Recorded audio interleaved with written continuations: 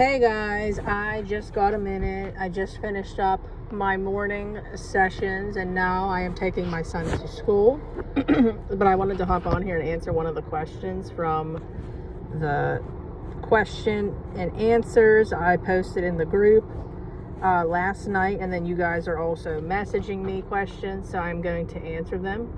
So the one question that I was asked was, what is the spirit of rejection and how do we get rid of it? So here's the thing. You're going to be delivered from it, but it's something that could be resurfaced, in your life due to past traumas. So for instance, the spirit of rejection comes in so many different ways, shapes, or forms. So something that, people don't look at is, let's say in your life you were rejected, okay? Obviously, we could take when you are rejected from a relationship or you were cheated on in the past growing up, that could be a form of rejection. We can take rejection as in you wanting to be perfect and be a people pleaser to avoid rejection from man. We could take, which would be like enabling behavior, poor behavior, bad behavior, not speaking up, being a peacekeeper instead of a peacemaker to avoid being rejected. We could take, for instance, women that are trying to be perfect the way that they look in order to avoid rejection, because that right there is something that you're doing to avoid being rejected. There's mothers and daughters, that basically feel rejected from one another. You can feel rejected from a certain individual, so you do your best to avoid being rejected from that individual. Then you take women. People necessarily will always say, like, oh, they're just promiscuous, or they're a promiscuous woman. I'm going to say that nicely. You know what I'm talking about. Like with women calling people, other women names like whores and tramps, and excuse the language, but I'm basically bringing that up because this is something that is said more often than so. But women that act that way sexually and dress that way, it's really because they feel rejected. They feel that if they dress that way and reel a man in that way, it's going to keep them. But it's due to a spirit of rejection. So this usually stems from childhood. Again, it shows up in way more forms than what I've just mentioned. Men trying to get acceptance from their father, rejection. Like they feel rejected somewhere. And this is something you want to really be seeking the Lord to show you. You want to ask him to show you where you have it, particularly, because he's going to deliver you from it. And how you get rid of it is by doing what I just told you. You want to specifically ask the Lord to show you, to have him show you where yours is. And then that is something that he's going to take, and he is going to, what's the word for it? Heal you from those wounds of rejection. And he's going to deliver you from the spirit of rejection. But you have to start with what I said. You want to make sure you're asking this. That way, he is able to reveal it to you with, what you don't know. Like something that I didn't know I had was I wanted approval from my parents a lot.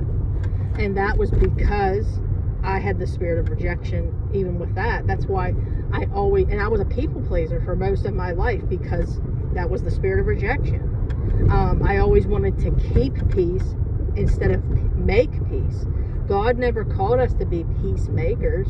Peacekeepers. He called us to be peacemakers.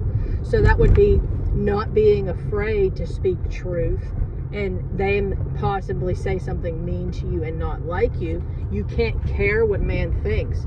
We got to be so bold with our relationship with the Lord that we don't care what people say, okay? Because we're always going to be mocked. Look, Jesus was mocked. And anybody that's watched the show The Chosen, in episode 3, Jesus is clear about that, about being a peacemaker, and many people were not going to like him for what he was doing. He was very clear.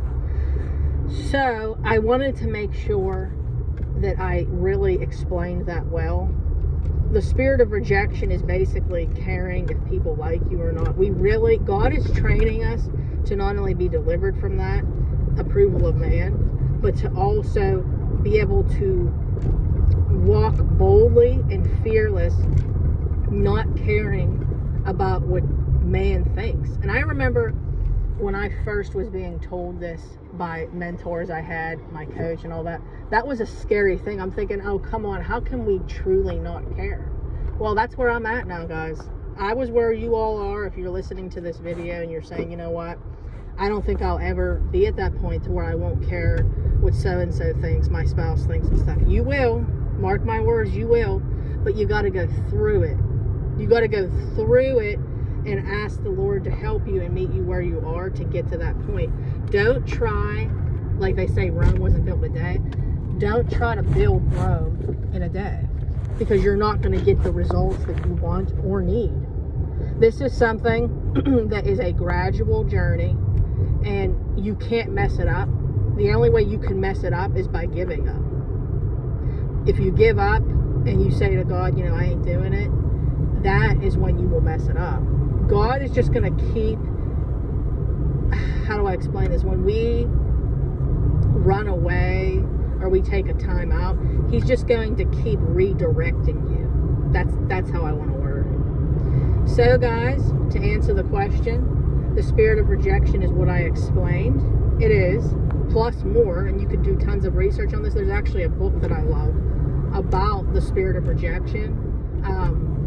I forget who writes the book, but it's called like How to Beat the Spirit of Rejection. Definitely I recommend you guys getting it. I want to say the author's name is John. Definitely get it. Definitely worth it. Educate yourself on it and educate others, guys.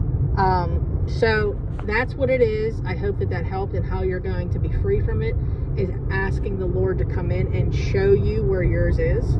But I could tell you a lot of you are people pleasers and you care about approval of man. So that right there, I'm giving you one right off the bat. And that's the root. So I hope that this helped you guys. I love you all so much. I will be back on here. To anybody who does not know, I'm leaving for Tennessee tomorrow. So I am going to have an hour behind time difference. I am going to be Eastern Standard Time. So anybody making sessions with me or appointments, know that I'm going to be an hour behind when I tell you the time, but I should remember to tell you guys that. Okay guys, well, I will be back on here later. I am taking my son to school right now, and then I got some afternoon sessions, but I will be back on here shortly to answer another question. I love you all so much. Again, please like the video. It helps out big time, reach as many people as possible. You all have a wonderful day. Bye-bye, guys.